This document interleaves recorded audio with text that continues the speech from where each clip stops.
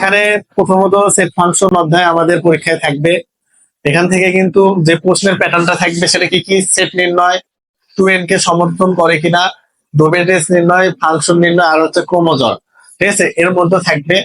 তাহলে আমাদের আজকে যে প্যাটার্নটা নিচ্ছি সেটা হচ্ছে সেট 2n, ঠিক আছে, এবং ডোমেন রেঞ্জ। তাহলে আমাদের একসাথে কয়টা হচ্ছে সেট নির্ণয় হচ্ছে 2n কে সমর্থন করে কিনা, ডোমেন রেঞ্জ। ঠিক আছে, তাহলে আমাদের এগুলো একটা ম্যাথ হচ্ছে ময়মনসিংহ বোর্ড 2022 ফাংশন নির্ণয় হচ্ছে না। ঠিক আছে, এফ কে তালিকা পদ্ধতি প্রকাশ করতে বলছে, ফাংশন নির্ণয় হচ্ছে না।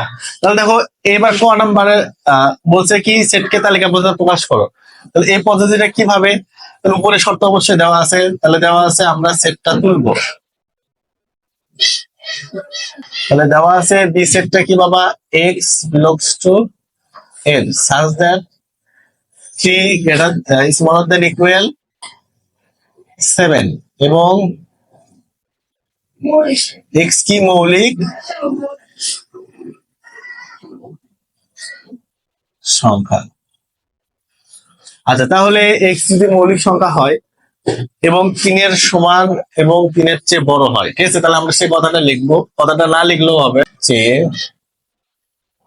বড় এবং 7 এর সমান, 7 এর চেয়ে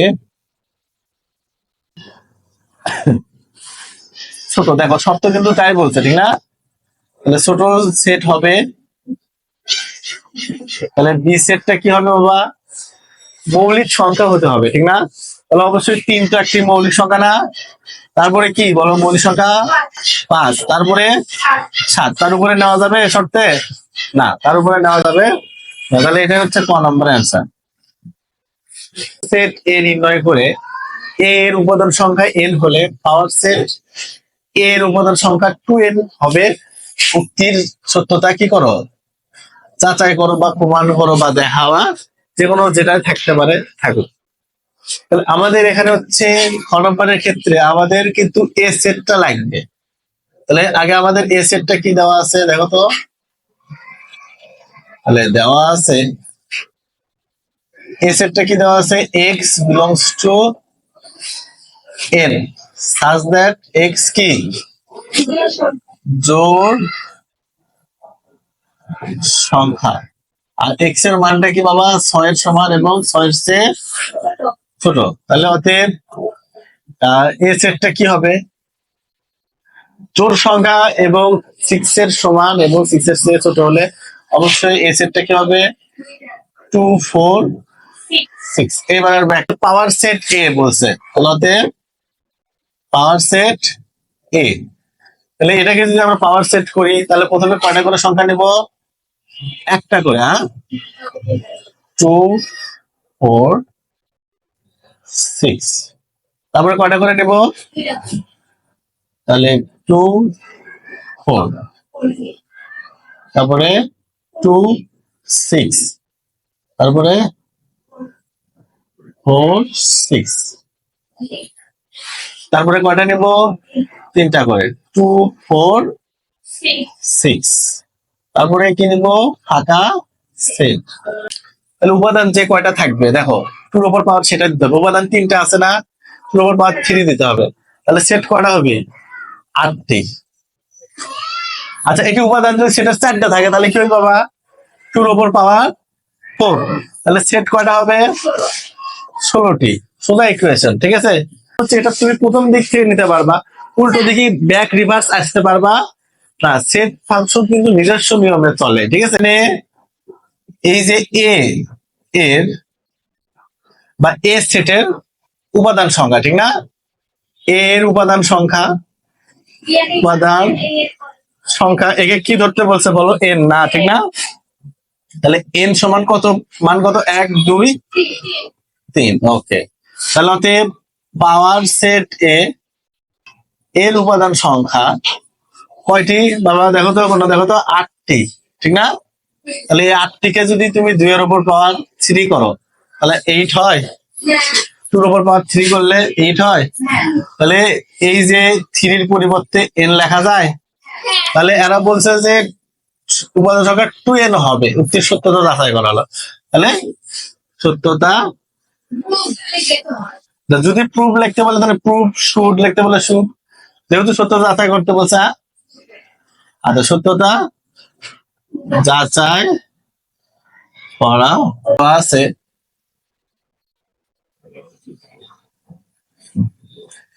এখানে এফ এর কথা যেহেতু বলা আছে, এফটাই আমরা তুলবো, হ্যাঁ, এবং সি সেটের কথা বলা আছে, ঠিক না? তাহলে এফ কি দেওয়া আছে বাবা?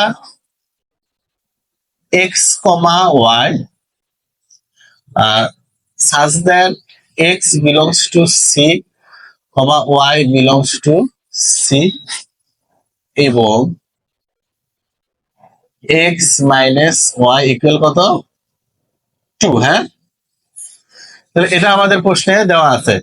তাহলে এখানে সি সেট কি দেওয়া আছে? সি সেটের মানটাও তুলো। সি সেটের মান কি দেওয়া আছে বাবা?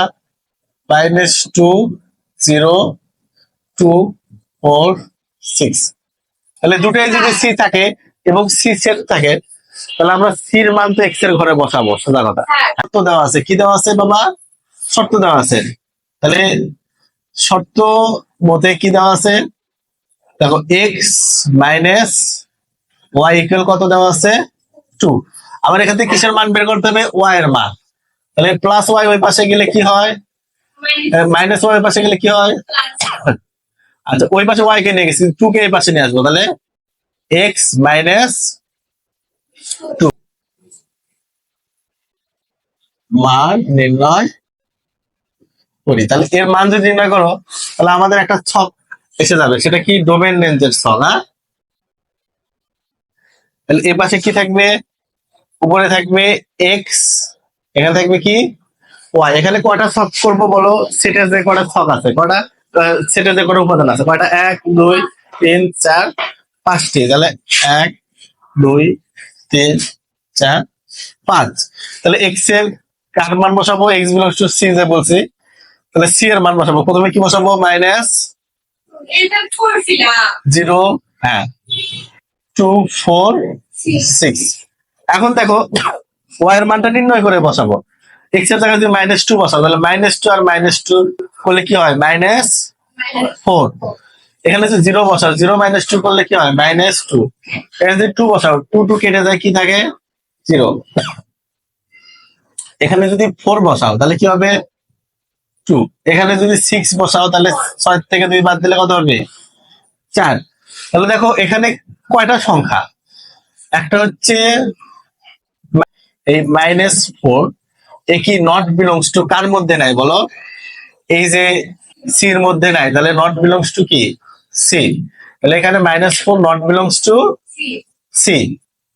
তাহলে অর্থাৎ এই পুরোটাই, এই -2 কমা কি -4, এটা পুরোটাই নট বিলংস টু কি? আমাদের যে অন্যটা দেওয়া আছে সেটাও হবে না, ওটার মধ্যে কি এটা হবে?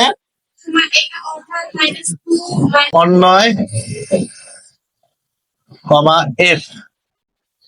এফ এর মান কোনগুলো হবে বাবা বলো? বাকি সবগুলো, ঠিক না? তাহলে কি 0 কমা -2 বাবা বল, 2 কমা 0, তারপরে কি আছে? 4 কমা 2, তারপরে 6 কমা 4। ওকে, তাহলে এখানে অন্যয় থেকে আমরা কি নির্ণয় করব? ডোমেন ও রেঞ্জ। কি নির্ণয় করব? ডোমেন ও রেঞ্জ। তাহলে হতে ডোমেন, বলো ডোমেন কোনগুলো হয়? প্রথমগুলো না দ্বিতীয় গুলো? ডোমেন হয় প্রথমগুলো। তাহলে প্রথমে কি আছে? 0 2 4 6, ঠিক না? প্রথমে এই সংখ্যার প্রথমে কি আছে? 0, তারপরে 2, তারপরে 4, তারপরে 6। তাহলে রেঞ্জ কোনগুলো হয় বাবা? রেঞ্জ হয় কোনগুলো? দ্বিতীয় গুলো না?